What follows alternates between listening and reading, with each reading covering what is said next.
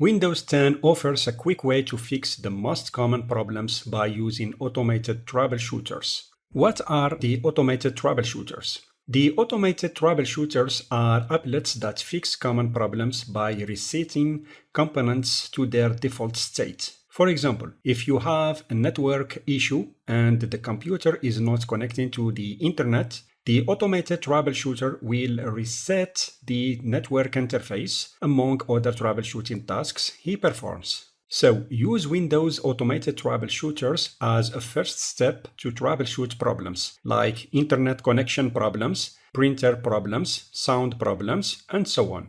In most cases, the automated troubleshooters can fix those day-to-day minor problems and hence save you time. So don't hesitate to use this tool. First, I'm going to check the troubleshooters settings by opening Windows Settings. Then I click on Update and Security. Then I click on Troubleshoot in the left sidebar. I click on Recommended Troubleshooting Settings.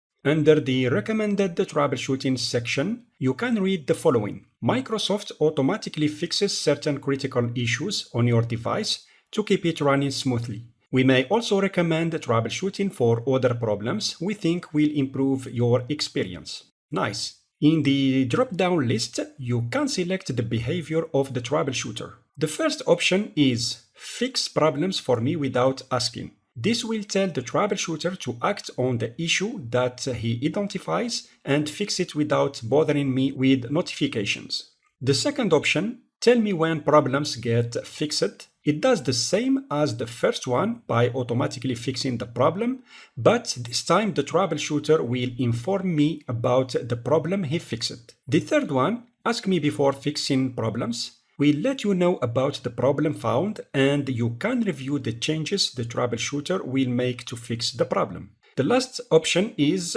Only fix critical problems for me. We'll let the troubleshooter fix the critical problems only. The minor problems will not be fixed automatically. I keep the default option and go back to the troubleshooter settings. You have to know that the automated troubleshooters split into different categories. There is the Internet Connections category that finds and fixes problems with connecting to the Internet.